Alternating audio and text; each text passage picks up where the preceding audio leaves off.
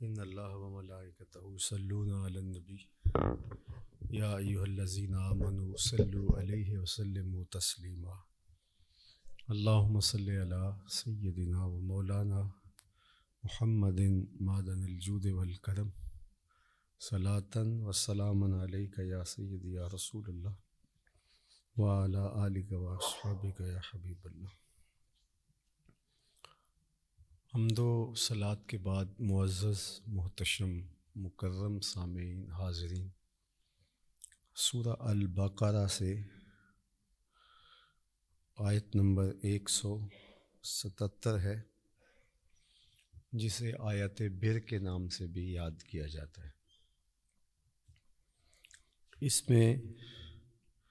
دین کے پورے نصاب کو بیان کر دیا گیا۔ عمومی طور پہ ہم سمجھتے ہیں کہ ہم نے اسلام والدین سے ورثے میں لے لیا اور 5 گانا نماز پڑھ لیتے ہیں، مسلمانوں والی وضاقتہ اختیار کر لیتے ہیں تو یہ ہمارے لیے کافی ہے، جب کہ ہماری وضاقتہ سے لے کے ہمارے رویوں تک، طرز زندگی سے لے کے انداز معاشرت تک، ہماری گفتگو سے لے کے ہمارے اعمال تک اسلام کی گہری چھاپ ہمارے زندگی کے ہر گوشے میں دکھائی دینی چاہیے۔ یہاں اس آیت بر میں ارشاد فرمایا، لیس البر ان تولوا وجوہکم قبل المشرق والمغرب، اصل نیکی یہ نہیں ہے کہ تم مشرق یا مغرب کی طرف رخ کر لو، جس طرح کہ یہود مشرق کی جانب اور نصارہ مغرب کی جانب رخ کرتے تھے، اور اس طرح رخ کرنے کے عمل کو ہی وہ پورا دین سمجھ بیٹھے۔ اور ہمارے ہاں بھی ایسا ہی ہے کہ کچھ لوگ مخصوص لباس اور وضاقتہ اختیار کرنے کو پورا دین سمجھ بیٹھتے ہیں، اور وہ مخصوص شعار کو اختیار کرنے پر اپنے آپ کو پکا مسلمان اور باقی لوگوں کے بارے میں ذہن کچھ اور رکھتے ہیں، اور جس کا نتیجہ یہ ہوتا ہے کہ دین کی کتنی قدریں ہیں جو اس غلط فہمی میں وہ چھوڑ دیتے ہیں کہ ٹھیک ہے ہم تو پکے دیندار ہیں۔ اسی طرح کچھ لوگ ایسے ہیں کہ جو اخلاقیات، اقدار، اللہ کی مخلوق کی خدمت، اس کو دین قرار دے کے دین کی مبادیات کو، ارکان دین کو، اسلام کو ترک کرتے ہیں، اور وہ کہتے ہیں کہ اللہ کی مخلوق کے ساتھ پیار کرنا اور شفقت کا اظہار کرنا دین ہے، اور یہ نماز، روزہ، حج، ان کا وہ نہ صرف انکار کرتے ہیں عملاً، بلکہ وہ متبادل صورتیں عمومی طور پہ لوگوں کو دیتے ہیں کہ جو حج پہ پیسے لگتے ہیں وہ غریبوں میں بانٹ دیے جائیں، جو قربانی پہ پیسے لگتے ہیں وہ قربانی کرنے والے اس کے پیسے کسی اور کو دے دیں، نماز میں جو وقت لگتا ہے وہ وقت کسی اور جگہ صرف کر لیا جائے۔ اسی طرح دیگر جو اعمال خیر ہیں ان اعمال کی توجیہ کرتے ہیں، تو انہوں نے ایک نیا مذہب انسانیت کے نام سے گھڑ لیا ہے۔ تو یہ دونوں لوگ درست راہ پہ نہیں ہیں۔ جن لوگوں نے مخصوص وضاقتہ کو، مخصوص لباس کو، چند عبادات کو دین بنا لیا اور دین کی آفاقی تعلیمات کو ترک کر دیا، وہ بھی دین کی روح سے آشنا نہیں ہو پائے، اور جنہوں نے کچھ اخلاقی اطوار کو، کچھ اقدار کو، انسانی ہمدردی کو دین قرار دے کے باقی دین کی مبادیات کا، حتیٰ کہ ارکان اسلام کا رویتاً عملاً انکار کر دیا، تو وہ بھی دین کی روح سے ناآشنا ہوئے۔ اسلام ایک مکمل پیکج ہے، ایک کامل اکمل دین ہے، اپنے ماننے والوں کو اعتقادات سے لے کے اعمال تک، رویوں سے لے کے اقدار تک، طرز زندگی سے لے کے انداز معاشرت تک سب کی تعلیم فراہم کرتا ہے۔ تو حضور علیہ السلام سے کسی نے پوچھا تھا کہ حضور نیکی کیا ہے، تو آقا کریم نے اس کو جواب دینا چاہا تو یہ آیت کریمہ نازل ہوئی، تو اس میں پورا دین کا نصاب بیان فرما دیا گیا۔ اب غور کر لیجئے، یہ ایک آیت ہی دین کو سمجھنے کے لیے کافی ہے۔ لیس البر ان تولوا وجوہکم قبل المشرق والمغرب، اصل نیکی یہ نہیں ہے کہ تم مشرق یا مغرب کی طرف رخ کر لو، ولیکن البر، لیکن نیکی کیا ہے، نیکی کی حقیقت کیا ہے؟ من آمن باللہ، جو اللہ پر ایمان لایا،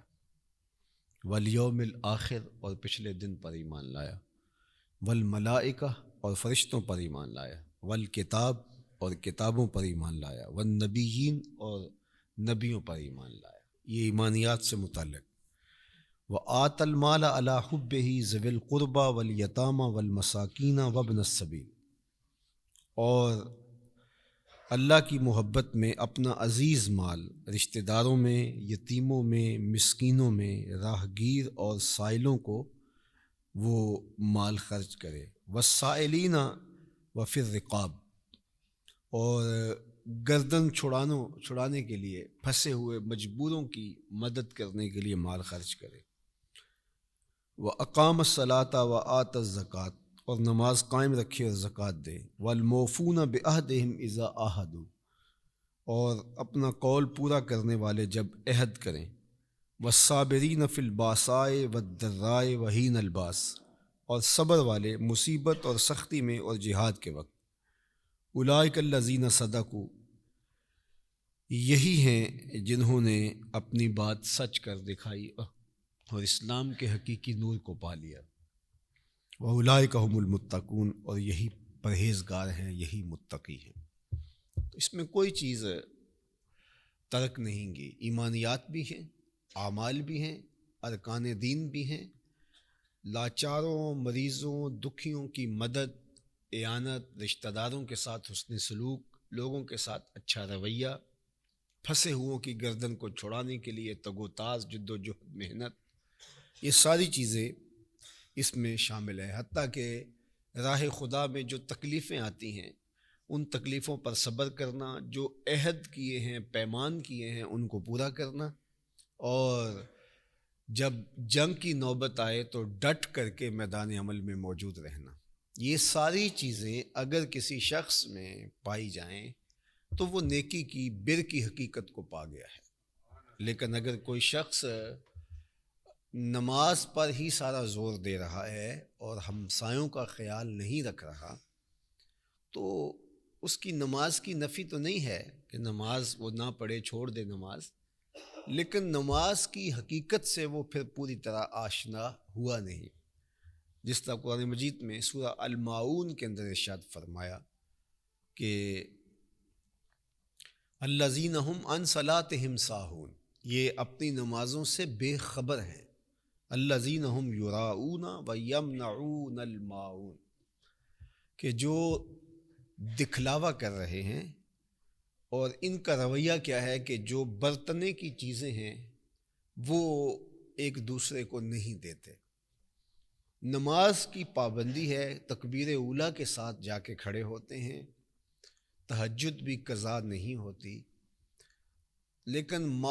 معون کی شرح میں علماء تفسیر نے لکھا ہے جس طرح نمک ہے، عمومی طور پہ ہمسایوں سے مانگ لیا جاتا ہے، ہمارے دیہاتوں میں وہ جاگ لے لی جاتی ہے وہ دہی جمانے کے لیے، اسی طرح موجودہ دور کے اندر کسی سے وائپر لے لیا، پائپ لے لیا، کسی لے لی، تو مختلف نوعیتوں سے یہ جو چھوٹی چیزیں عاریتاً دے دی جاتی ہیں، یا جس طرح نمک دے دیا جاتا ہے کسی کو ضرورت کے وقت، کوئی چھوٹی موٹی چیزیں جو عاریتاً یا ہبتاً دی جاتی ہیں، آگ دے دی جاتی ہے، ماچس دے دی جاتی ہے، بلکہ روایت میں آتا ہے کہ جس نے ہمسائے کو یا کسی کو کھانے کے لیے نمک دے دیا تو جتنا کھانا پکے گا سارے کھانے کا ثواب اس نمک دینے والے کو نصیب ہوگا. یعنی باقی چیزیں تو اس نے نہیں دی ہیں، لیکن ان کو ثواب پورے کھانے کا نصیب ہوگا. اس طرح کسی نے آگ دے دی تو پورے کھانے کا ثواب اس کو نصیب ہوگا. تو اب یہ چھوٹی چھوٹی چیزیں، اور کچھ لوگ ایسے ہوتے ہیں رویتاً کہ ان سے اگر پائپ مانگو تو وہ نہیں دیتے ہیں، ضرورت کے وقت بائی سائیکل طلب کر لو تو وہ نہیں دیتے ہیں. اسی طرح گوڈی کرنے کے لیے آپ کسی مانگ لیں، درانتی مانگ لیں. یہ ہمارے ذمہ داروں میں تو کچھ لوگ اس سے گریز کرتے ہیں اور ٹال دیتے ہیں. تو یہ چھوٹی چھوٹی چیزیں ہوتی ہیں عاریتاً، یا نمک ہے، مرچ ہے، مسالہ جات ہیں، پانی ہے، ٹھنڈا پانی ہے، جمی ہوئی برف ہے. تو یہ چیزیں ہبتاً دینے کا عمومی طور پہ مزاج ہے اور ان کی قیمت نہیں لی جاتی. تو جو شخص رویتاً ایسا ہے کہ وہ یہ چیزیں بھی نہیں دیتا، نہ عاریتاً دیتا ہے نہ ہبتاً دیتا ہے، اور دوسری جانب اس کی تکبیر اولیٰ بھی قضا نہیں ہوتی، وہ تہجد بھی باقاعدگی سے پڑھتا ہے. تو سورہ الماعون کے اندر ارشاد کیا گیا کہ جو نماز نے سکھانا تھا وہ تو یہی سکھانا تھا، تو پھر اس نے نماز کی حقیقت کو نہیں پایا. اگر یہ نماز کی حقیقت کو پا لیتا تو کبھی ایسا نہ کرتا کہ لوگوں کے لیے اذیت کھڑی کرتا، لوگوں کے راستے روکتا، اپنے گھر کے آگے کوڑا ڈال کر کے گزرنے والوں کو تکلیف پہنچاتا، ناجائز تھڑا بنا دیتا گھر کے آگے جس سے جو ہے وہ گزرنے والوں کو سخت دقت کا سامنا کرنا پڑتا، گلی کے اندر موٹر سائیکل کھڑی کر دیتا اور لوگ راستہ بلاک ہو گیا اور اس کے ماتھے پہ شکن بھی نہیں آ رہی اور یہ کہتا ہے کہ کوئی بات نہیں، یہ میرا حق ہے، 5 منٹ بعد میں آؤں گا. تو یہ پھر اس نے نماز کی روح کو نہیں سمجھا. نماز یہ چیزیں سکھاتی ہے، نماز رویوں میں خوبصورتی پیدا کرتی ہے، عمل میں جو ہے وہ جمال پیدا کرتی ہے، عادات میں، اخلاق میں، کردار میں ندرت، پاکیزگی، ستھرائی، عفت، یہ نماز کا عملی نتیجہ ہے. تو جب نماز یہ نتیجہ پیدا نہیں کر رہی تو پھر اس کا مطلب ہے کہ یہ نماز دکھاوے کی ہے. یہ ہو نہیں سکتا کہ کوئی نمازی ہو اور یہ چیزیں اس کے اندر پیدا نہ ہوں. تو اس لیے جو ہمارے عمل ہیں، ہماری عادات ہیں، وہ ان چیزوں سے تبدیل ہوتی ہیں. حج کرنے سے چیزیں تبدیل ہوتی ہیں. تو اسی طرح بار بار آپ عمرہ کرتے ہیں تو آپ کے رویوں میں تبدیلی آئے گی، لیکن عمرہ کرنے کے باوجود، حج کرنے کے باوجود تبدیلی آنے کی بجائے الٹا طبیعت میں سختی آ جاتی ہے اور حاجی صاحب آ کے چھری اور تیز کر لیتے ہیں. تو پھر اس کا مطلب یہ ہے کہ انہوں نے چکر کاٹے ہیں، انہوں نے طواف نہیں کیا، انہوں نے حج کے مقصد کو نہیں جانا. تو یہ مقاصد تھے ان چیزوں کے. تو اب ذرا اس آیت کریمہ کو پھر دیکھ لیجئے. لیس البر ان تولوا وجوہکم قبل المشرق والمغرب، اصل نیکی یہ نہیں ہے کہ تم اپنے چہروں کو مشرق یا مغرب کی طرف کر لو. مخصوص علامتوں کا نام دین نہیں ہے کہ بس آپ ان کو اختیار کر کے کہو کہ یہ بس میرے لیے یہ کافی ہے اور اب میں جو مرضی کرتا رہوں، مجھے گارنٹی مل گئی ہے کہ میں دیندار ہوں، میں نے امامہ باندھ لیا ہے، میں نے داڑھی رکھ لی ہے، میں نے جبہ پہن لیا ہے، میں نے اس کے اوپر جبے کے اوپر ایک اور رومال جو ہے وہ گلے میں ڈال لیا ہے، میں نے مخصوص طرز کی ایک لاٹھی پکڑ لی ہے، تو اس سے میں شیخ بن گیا ہوں اور اس سے میں اللہ کا ولی بن گیا ہوں اور اس سے میں بہت اچھا مومن بن گیا ہوں. تو یہ محض علامات ہیں، لیکن اصل تو آپ کا اندر بدلے، اور اگر وہ تبدیل نہیں ہوا ہے تو پھر یہ چیزیں پھر بے معنی ہو کے رہ جاتی ہیں. تو یہود اس لیے کوئی مشرق کو رخ کر کے، کچھ مغرب کو، کوئی کشکا لگا کے، کوئی جو ہے وہ مخصوص رنگ میں اپنے آپ کو، جب یہ عیسائی بناتے تھے کسی کو تو رنگ میں ڈبو دیتے تھے، تو اس رنگ کے اندر سے جب باہر نکالتے تو کہتے کہ اب تیرے اوپر عیسائیت کا رنگ چڑھ گیا۔ تو اللہ تعالیٰ نے قرآن مجید میں سورہ البقرہ ہی پہلا پارہ ہے، فرمایا صبغۃ اللہ ومن احسن من اللہ صبغہ، اصل رنگ تو اللہ کا رنگ ہے۔ رنگ تو وہ ہے کہ جو روح پہ چڑھے، رنگ تو وہ ہے جو عادات پہ چڑھے، رنگ تو وہ ہے جو رویوں پہ چڑھے۔ تمہاری گفتگو کے لہجوں پہ رنگ دکھائی دے، تمہارے طرز زندگی میں رنگ دکھائی دے، تمہارے انداز حیات میں رنگ دکھائی دے۔ رنگ کچا نہیں ہے جو نہائیں تو پھر وہ اتر جائے، بلکہ پکا رنگ جو عادات میں، رویوں میں، طرز زندگی میں، گفتگو میں، انداز تکلم میں چڑھا ہو، جو آندھی ہو، بارش ہو، موسم روز تبدیل ہو جائے لیکن وہ رنگ نہ اترے، کچا رنگ للاری والا تے چڑھدا لیندا ریندا تے پکا رنگ میرے ماہی والا چڑھ جائے پھر نہیں لیندا۔ تو یہ پکا رنگ اگر چڑھ گیا تو وہ روح کو رنگ چڑھتا ہے۔ تو محض رنگ دے لینے سے، کپڑے رنگ لینے سے جو ہے وہ کوئی فرق نہیں پڑتا اگر دل رنگا نہیں گیا۔ تو کہا ومن احسن من اللہ صبغہ، اللہ کے رنگ سے بہتر رنگ کس کا ہو سکتا ہے؟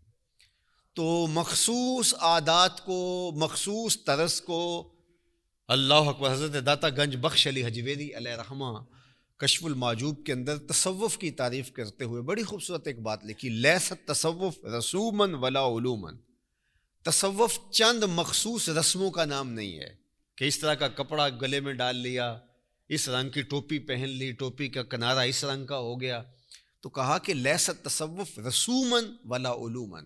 یہ کچھ مخصوص رنگوں کا، مخصوص رسموں کا اور مخصوص اصطلاحات کا نام تصوف نہیں ہے، بلکہ کہا کہ التصوف کلہ اخلاق،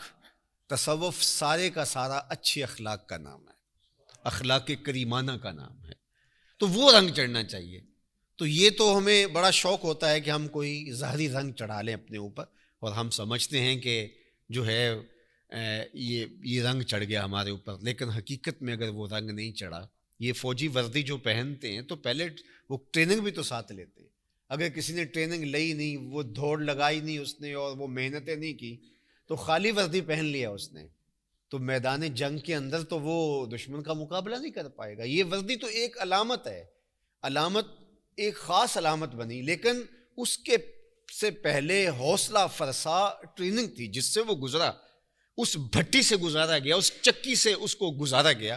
اب وہ جوہر بن کے اور گوہر بن کے نکلا، اب اس کے اوپر وہ لباس جچتا بھی ہے، اچھی بات ہے، لیکن اگر اس نے یہ سب کچھ نہیں کیا ہے محض لباس، تو وہ تو ایک بچہ بھی جا کے اس طرح کی وردی لا کے جو ہے وہ بازار سے پہن سکتا ہے، تو کیا وہ جنگوں میں کام آ سکتا ہے اس کا اس رنگ کا لباس پہن لینا؟ تو اسلام صرف اس مخصوص رنگ کا نام نہیں ہے بلکہ یہ اندر سے بدلنے کا نام ہے۔ تو ارشاد فرمایا لیس البر ان تولوا وجوہکم قبل المشرق والمغرب، اپنے چہروں کو مغرب یا مشرق کی طرف پھیر لینے کا نام نیکی نہیں ہے، ولکن البر، نیکی ہے کیا؟ من آمن باللہ، جو اللہ پر ایمان لائے۔ اللہ پر ایمان لانے کا مطلب اللہ پر توکل، اللہ پر بھروسہ، اللہ کو حاکم اعلیٰ ماننا، اللہ کے صرف ماننا ہی نہیں، اللہ کی ماننا بھی، اس کی ہر بات کو حرف آخر سمجھنا، اس کے حکم کے آگے کسی کا حکم کوئی حیثیت نہ رکھتا ہو۔ اگر ان معنوں میں ہم اپنے رب کو مان چکے ہیں تو پھر یہ اللہ پر ایمان ہے۔ لیکن اگر صرف زبان سے کہہ دیا کہ ہم اللہ کو مانتے ہیں لیکن اس کی ایک نہیں مانی تو پھر اس کو ماننا نہ ہوا۔ والیوم الآخر، اور پچھلے دن کو اگر کوئی ماننے والا ہے تو یہ زندگی خود بخود مرتب ہوگی، اسے پتہ ہے کہ ایک دن آنے والا ہے جس میں مجھے ایک ایک عمل کا حساب دینا ہے، اچھے برے اعمال کی جزا و سزا کے مرحلے کا دن ہے یوم آخر۔ اور اگر اسے یہ یقین ہے تو پھر اس کی یہ زندگی کبھی بھی غیر مرتب نہیں ہو سکتی، کسی کا حق غصب نہیں کر سکتا، کسی سے زیادتی نہیں کر سکتا، کسی کا مال ہڑپ نہیں کر سکتا، کسی سے ظلم نہیں کر سکتا۔ یہ کیسے ہو سکتا ہے؟ تو یہ اس کے ایمان کا نتیجہ ہے۔ والملائکۃ والکتاب والنبیین، فرشتوں پر ایمان کہ اللہ کی ایک مخلوق ہے اور یہ ہمارے کندھوں پر کرامن کاتبین ہمارے ایک ایک عمل کو لکھ رہے ہیں اور ہم اللہ کے حضور پیش ہونے والے ہیں۔ اس طرح کتاب پر ایمان لانا، جو پچھلی کتابیں ہیں ان پر، اور حضور علیہ السلام کے قلب اطہر پر جو قرآن نازل ہوا،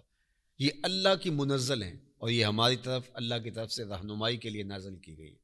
تو جب یہ ہماری طرف، ہمارے نام اللہ کا ایک میسج ہے، تو پھر کس طرح اس کو ہم ترک کر سکتے ہیں؟ ہمارے نام کوئی خط آ جائے تو اتنی دیر تک چین نہیں آتا جب تک اس کو پڑھ نہیں لیتے، اور اگر وہ کسی ایسی زبان میں ہے جس زبان کو ہم نہیں پڑھ سکتے تو ایسے شخص کو ڈھونڈتے ہیں جو وہ زبان جانتا ہو، اور اس سے کہتے ہیں جناب یہ پڑھ کے سناؤ، مجھے پتہ تو چلے اس کے مندرجات کیا ہیں، اس کے اندر کیا ہے۔ تو یہ قرآن ہمارے رب کی طرف سے ہمارے نام پیغام ہے، تو کس طرح ہو سکتا ہے کہ ہم اس سے آگاہ ہی نہ ہو کہ ہمارے رب نے ہمیں کہا کیا ہے۔ والنبیین، اور نبی، صرف ایک نبی پر ایمان لانا کافی نہیں ہے، سب پیغمبروں پر جو اللہ کے فرستادہ ہیں ایمان لانا ضروری اور واجب ہے۔ یہ تو ایمانیات سے تعلق چیزیں رکھتی ہیں، اور جو ہمارے اعتقادات ہوں گے اس کا اثر ہمارے عمل پہ بھی ہوگا، اس کا اثر ہمارے رویے پہ بھی ہوگا، اس کا اثر ہمارے طرز زندگی پہ بھی ہوگا۔ وآت المال علی حبہ، اور مال کو اس کی محبت کے باوجود خرچ کرنا، یعنی مال کی محبت موجود ہو، ضرورت بھی موجود ہو، جوان ہے، تندرست ہے، مال ہے، اور مال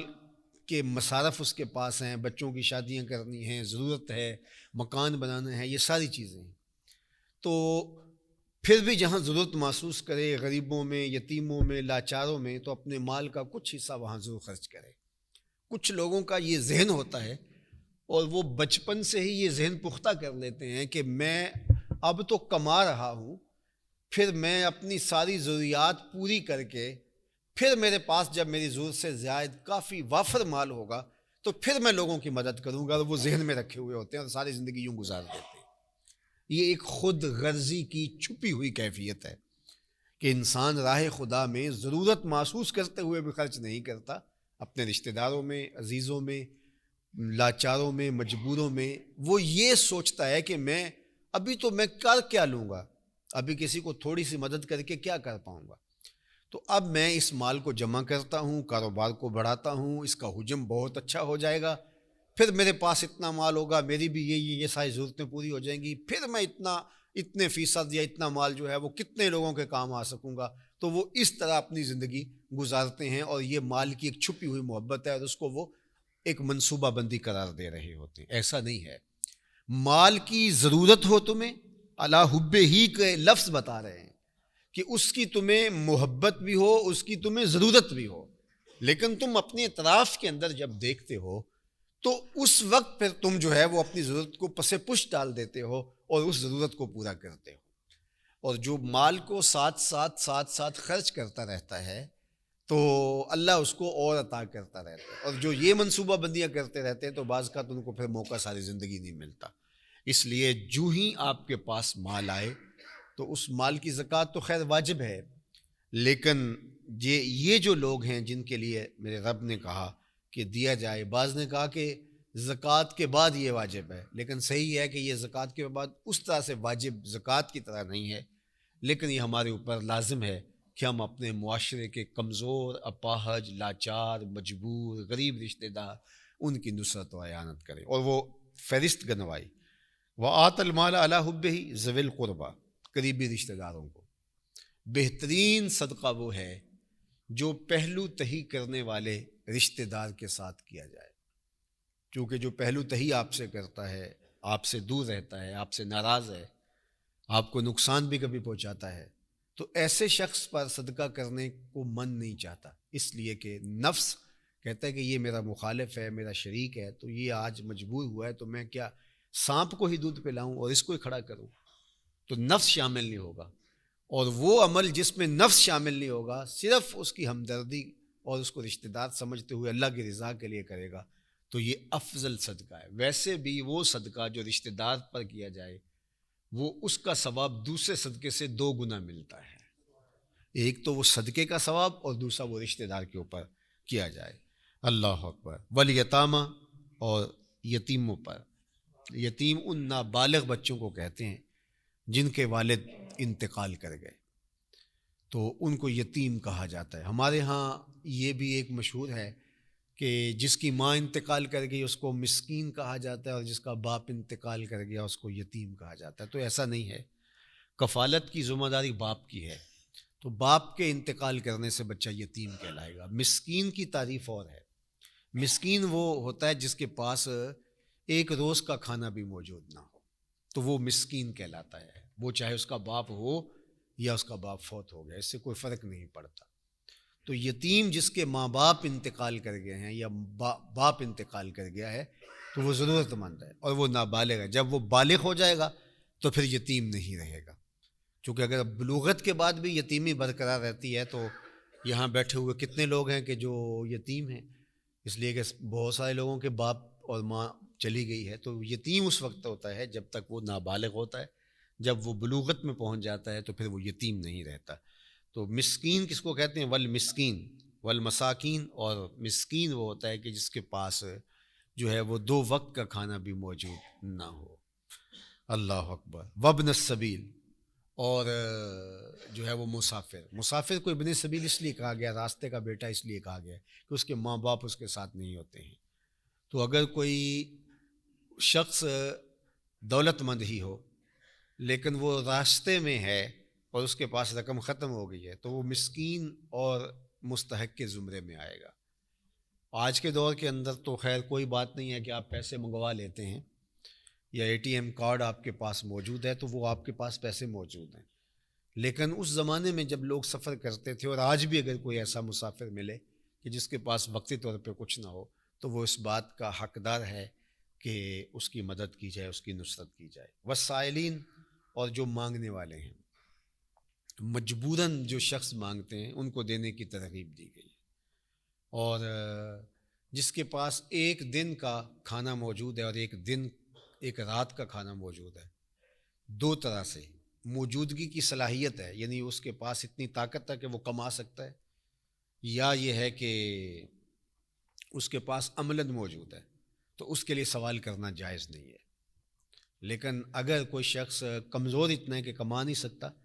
اور اس کے پاس 1 دن اور 1 رات کا کھانا موجود بھی نہیں ہے تو وہ بقدر ضرورت اگر سوال کر لے تو سوال کرنے والے کی جو مذمت آئی ہے اس مذمت کا یہ مصداق نہیں ہوگا۔ لیکن جس کے پاس پیسے موجود ہیں، رقم موجود ہے، کھانا موجود ہے، پھر وہ مانگتا ہے تو قیامت کے دن جو ہے وہ اللہ تعالیٰ جل شانہ کہ سخت عطاب کا وہ شخص حقدار ہوگا، اور ایسے شخص کو دینا بھی نہیں چاہیے جو پیشہ ور مانگنے والا ہو اور اس کے پاس 2 دن کا 1 دن اور 1 رات کا کھانا موجود ہے اور پھر بھی وہ مانگ رہا ہے۔ تو اس کے لیے جو ہے وہ سائل جو حضور نے ارشاد فرمایا 3 چیزیں قسم کر کے کہیں، اور اس میں ایک چیز ارشاد فرمائی کہ جو شخص سوال کا دروازہ کھول دیتا ہے اللہ اس کے لیے محتاجی کا دروازہ کھول دیتا ہے، تو وہ ساری زندگی پھر مانگتا ہی رہتا ہے، تو نہیں مانگنا چاہیے۔ اللہ اکبر۔ وفر رقاب، اور جو پھنسے ہوئے ہیں، جو غلام ہیں ان کو آزاد کرنے کا جو ثواب رکھا گیا ہے شریعت اسلامیہ نے، اس کا ثواب کیا ہے؟ اگر کوئی شخص کسی غلام کو آزاد کرتا ہے تو اس کے ایک عضو کے بدلے میں اس کے ایک عضو کو آتش دوزخ سے نجات دے دی جاتی ہے۔ اللہ اکبر۔ ایک عضو کے بدلے میں یہ ثواب ہے،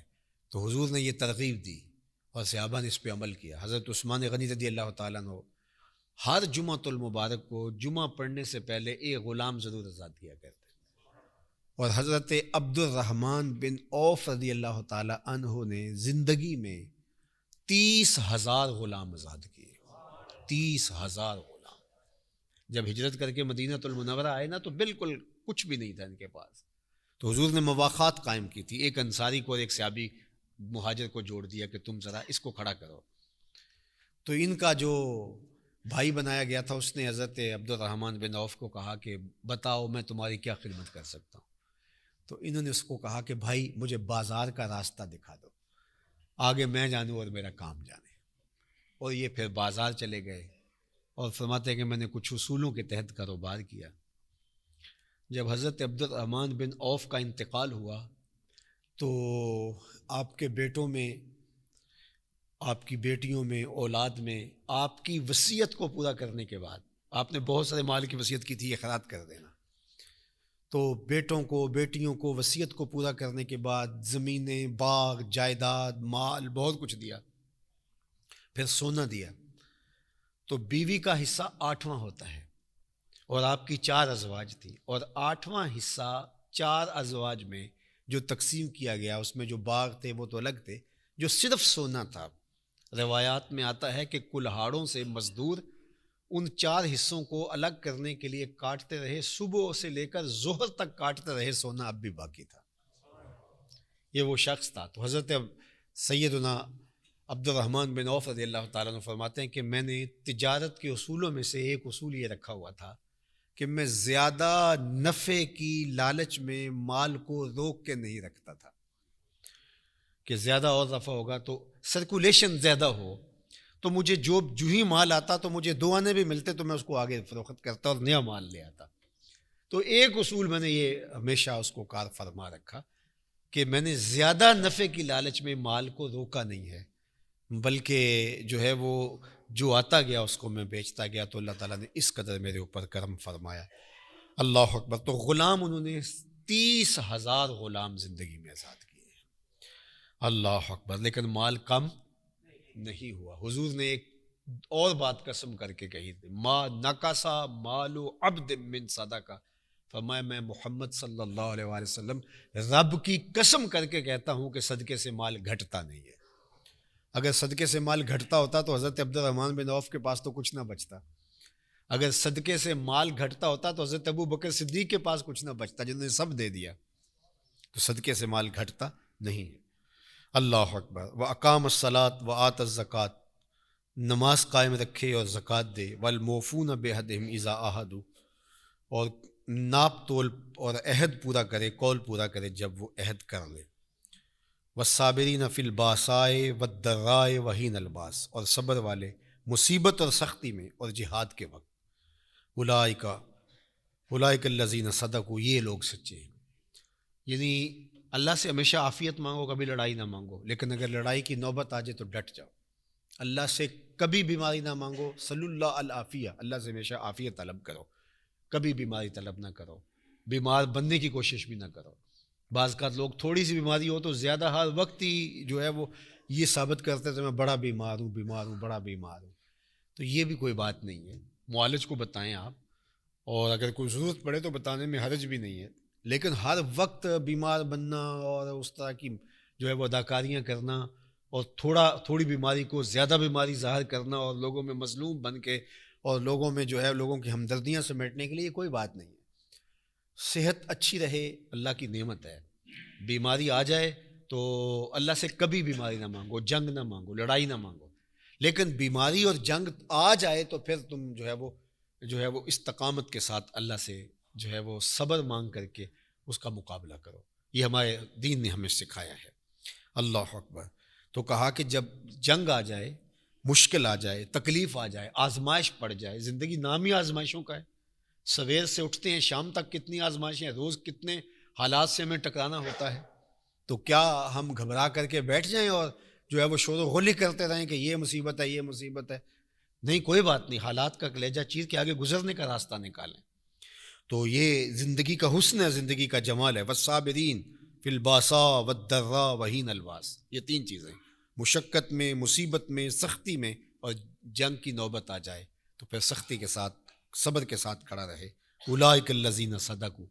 کہا کہ جو سچا مومن ہے، جو رب مومن دیکھنا چاہتا ہے وہ یہ مومن ہے، اور فرمایا واولئک هم المتقون، اور متقی بھی یہی لوگ ہیں۔ اللہ اپنی رحمتوں کا اجالا